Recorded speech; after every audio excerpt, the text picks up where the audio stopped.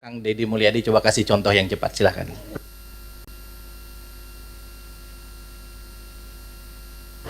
Baik, pimpinan yang saya hormati, kita langsung saja. Kita tahu bahwa daerah-daerah hari ini mengalami penurunan dana alokasi. Bahkan ada beberapa daerah yang hampir tidak lagi memiliki kemampuan untuk memenuhi kebutuhan dasar pembangunannya karena dihabiskan untuk belanja pegawai. Ada pengangkatan P3K memiliki implikasi terhadap terkurasnya dana alokasi pembangunan dan DAU. Kemudian yang berikutnya, setelah itu dana DAK mengalami penurunan, terutama di bidang infrastruktur. Ini memiliki implikasi yang cukup luas terhadap kinerja pembangunan di setiap daerah. Kalau data-datanya kita sudah sampaikan lah, nanti tinggal dilihat. Nah, seluruh problem itu menurut saya harus segera diselesaikan dalam kerangka kerja, dalam rekrutmen kepegawaian P3K yang sesuai dengan kualifikasi yang dibutuhkan oleh daerah. Saya berikan contoh misalnya, tidak semua menurut saya seleksi untuk P3K atau ASN itu harus melalui pendekatan seleksi digital. Kenapa? Karena ada beberapa spesifikasi pekerjaan yang itu tidak perlu digitalisasi. Sopir truk sampah itu nggak usah seleksi ASN menurut saya. Tukang sapu itu tidak usah, tukang taman tidak usah, tenaga office boy tidak usah, tenaga pengamanan tuh tidak usah. Apa sih dampaknya dari rekrutmen ini? Yang pertama dari sisi rekrutmennya terjadi rekrutmen ASN dan P3K, tetapi di sisi lain kebutuhan yang dibutuhkan oleh daerah dan provinsi itu tetap dilakukan, pada akhirnya ngangkat lagi melalui outsourcing. Ini pertama pendekatan. Kemudian yang kedua, bahwa BUMD pasti kualifikasinya nanti data disampaikan, ada sehat, ada dalam kategori sehat banget, ada yang dalam kategori tidak sehat. Yang tidak sehat kami lagi lakukan audit investigatif, kemudian nanti akan dilakukan dua pilihan, diteruskan atau ditutup. Nah, problem dari BUMD itu di daerah itu satu saja, BUMD diisi oleh tim sukses. Itu problemnya, sehingga profesionalismenya dikesampingkan. Rambu-rambu ini harus segera dibangun dengan baik. Terus kemudian yang berikutnya, ini Jawa Barat. Jawa Barat ini provinsi menurut saya paling aneh. Jumlah penduduknya hampir 50 juta, terbesar di Indonesia. Tetapi jumlah desanya kecil dibanding Jawa Tengah. Jumlah kelurahannya kecil dibanding Jawa Tengah.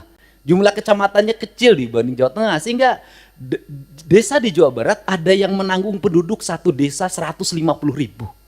Nah, komposisi dana desa itu pendekatannya tidak seperti itu. Tetap saja pendekatan-pendekatan normatif daerah. Ini yang harus segera dilakukan evaluasi. Ini. Dan kemudian yang berikutnya adalah sudah juga semestinya Komisi 2 memelopori daerah desa yang sudah berubah karakternya menjadi kelurahan karena pertumbuhan industri, harus segera dibuat kelurahan tidak desa lagi. Karena pendekatan kewilayahan sudah tidak relevan lagi dengan jumlah penduduk yang tidak monokultur, yang sudah plural. Yang perlu dilakukan pendekatan birokratif bukan berdasarkan pendekatan politik. Ini yang harus dilakukan. Kemudian yang berikutnya adalah daerah menanggung beban apa lagi? Instansi vertikal seperti Kementerian Agama itu kewenangannya banyak banget. Ngurus madrasah diniyah, madrasah sanawiyah, madrasah aliyah, masjid, pondok pesantren, tapi duitnya nggak bawa. Nah, pada akhirnya kalau gubernur tidak memenuhi, kalau bupati tidak memenuhi kebutuhannya, maka nanti akan dibenturkan dengan isu agama, tidak berpihak pada kepentingan umat. Padahal di satu sisi, dia masih memiliki kewajiban-kewajiban terhadap sekolah SD negerinya masih roboh, SMP negerinya masih roboh, SMA negerinya masih roboh. Nah, problem seperti ini kalau dibawa ke wilayah politik DPR, maka kita akan mendominasi kepentingan ini dibanding kepentingan internal kita, yang menjadi kewajiban dasar kita. Untuk itu nanti ke depan Kementerian Agama harus jelas.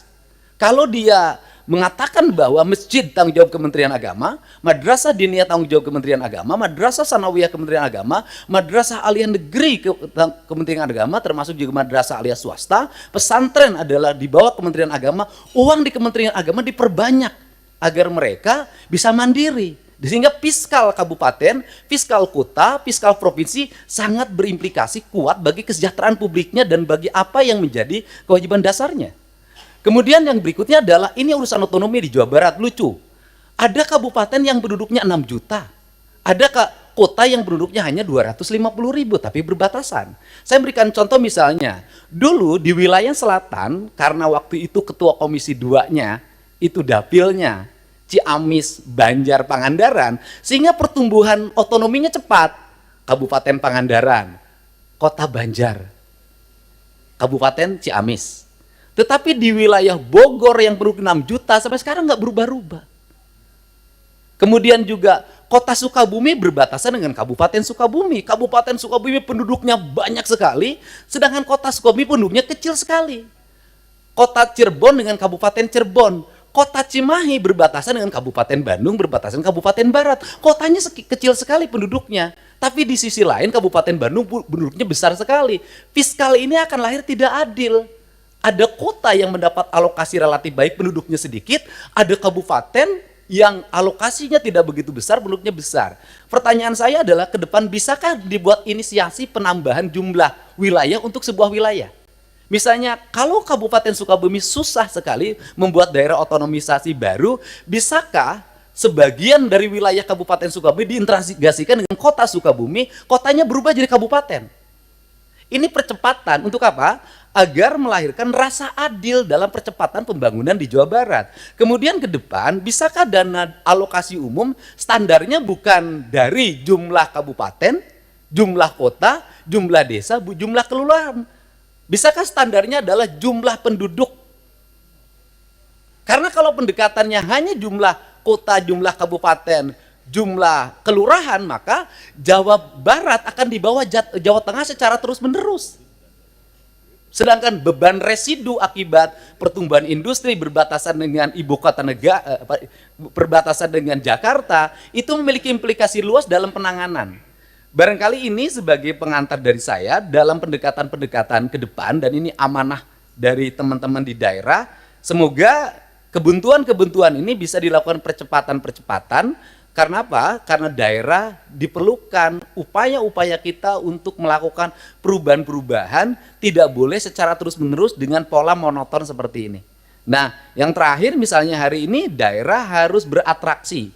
Misalnya penurunan di sektor alokasi irigasi di BBWS. Itu kan harus ditutup lewat provinsi karena itu kebutuhan dasar pertanian, kemudian daerah aliran sungai, dan itu berdampak pada banjir. Nah ini juga akhirnya kita banyak menutup. Kita ini dan akhirnya berbagai kegiatan di daerah itu berbagai kebutuhan di daerah yang sebenarnya itu menjadi kewenangan pusat, itu pada akhirnya juga ditutup lagi oleh daerah.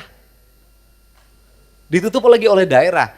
Ini barangkali sebagai gambaran umum saya ucapkan terima kasih. Semoga pertemuan ini memberikan manfaat. Dan terakhir tadi Pak Gubernur Kaltim mengatakan gubernur konten. Alhamdulillah dari konten yang saya miliki itu bisa menurunkan belanja rutin iklan. Biasanya iklan di Pemprov Jabar kerjasama medianya 50 miliar. Sekarang cukup 3 miliar tapi viral terus. Terima kasih.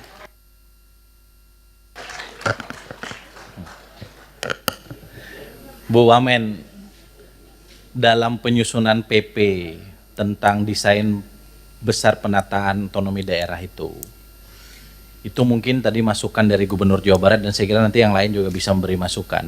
Itu penting untuk kita bikin formula. Selama ini kan ada gairah yang besar untuk menghadirkan daerah otonomi baru, pemekaran. Tapi nomenklatur penggabungan dalam Undang-Undang Pemda, Undang-Undang nomor 23 tahun 2014 itu nggak pernah kita gunakan. Kita mekar terus, gabungnya nggak pernah. Nah, gabung selama ini selalu dikonotasikan dengan kabupaten yang ada gabung ke kabupaten yang lain. Itu kan ekstrim.